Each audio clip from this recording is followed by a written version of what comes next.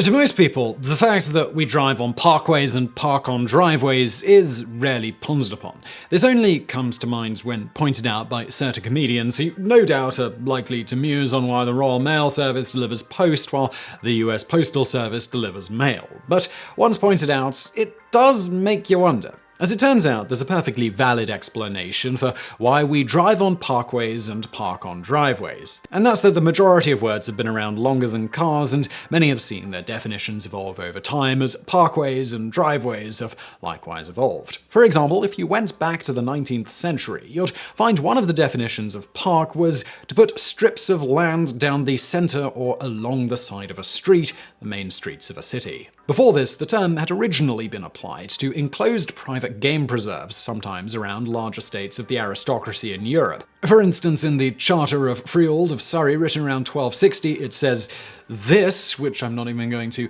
attempt to try and pronounce. Later, it began to refer to any well-kept grounds around an estate, then to any well-landscaped grounds, whether private or public. Shortly before automobiles became a thing, parking referred to the act of planting trees, shrubbery, and other assorted foliage, while the term parking place could generally be understood to mean an area designated for these various flora and fauna, essentially an area where plants were put not for agricultural usage, but simply to provide a pleasant place to soak up nature. This is why the word park, even today, can refer to a designated large, potentially wooded area filled with greenery and sometimes wildlife.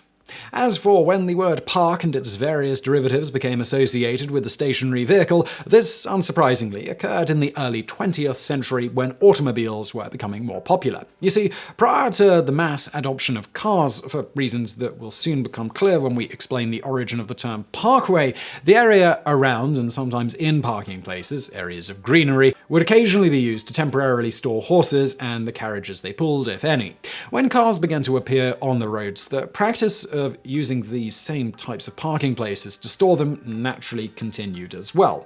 One of the first such references to such an area specifically designated for cars occurred in Lion's Share by Arnold Bennett, published in 1916. Audrey's motorcar was waiting in the automobile park outside the principal gates. As such, the term parking place came to mean a place where one would store a car when it wasn't in use, regardless of whether that area was particularly well landscaped with plants or not. Additionally, sometime around the mid-20th century, park added a new definition to mean the act of bringing a car to a complete stop in a designated area. So going back to the late 19th and early 20th centuries, as previously alluded to, many cities in the States began to construct parks filled with trees and the like to contrast the bleak, depressing walls of concrete that cities were becoming filled with. This provided citizens with a nice area to relax and enjoy nature that was generally thought to improve health. In the late 19th century, a landscape architect called Frederick Law Olmsted, the man who designed Central Park in New York and helped popularize the idea that people's homes should have grass lawns — you can see our video, Why Do We Have Grass Lawns, and more on that — suggested that these types of parks should connect the surrounding cities and towns. In his original proposal, connecting suburban parks with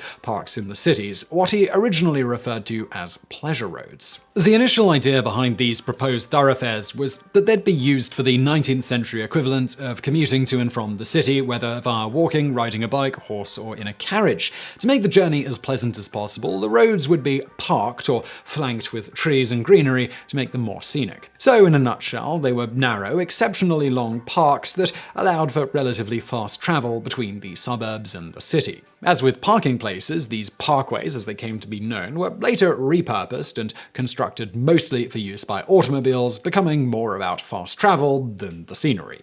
So the fact that you drive, not park, on a parkway makes complete sense in this context. So what about the fact that we park on driveways? According to the Oxford English Dictionary, the definition of a driveway is as follows: a private carriageway for a motor vehicle alongside, in front of, or leading to a house, garage, or other building. A drive.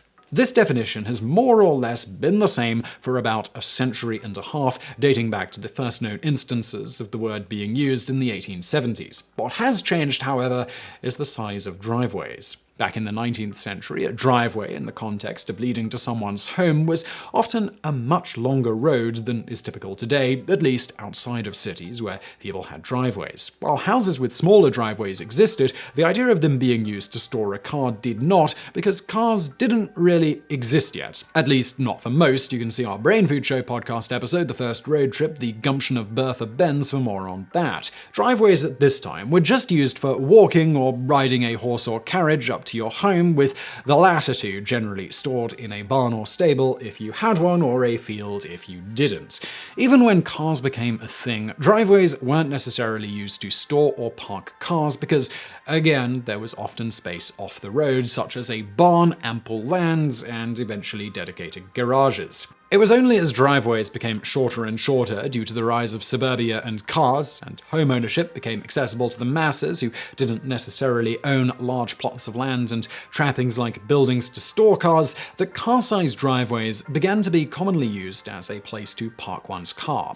The rise in popularity of manicured grass lawns in the late 1940s also made this even more of a necessity, so as not to ruin one's lawn if you were to pull off the dedicated tiny driveway. Today, many who live in a country with relatively large plots of land still primarily use their driveways for driving rather than parking. But for everyone else in suburbia, outside of a potential garage, one's driveway is probably the only place on the property to park a car.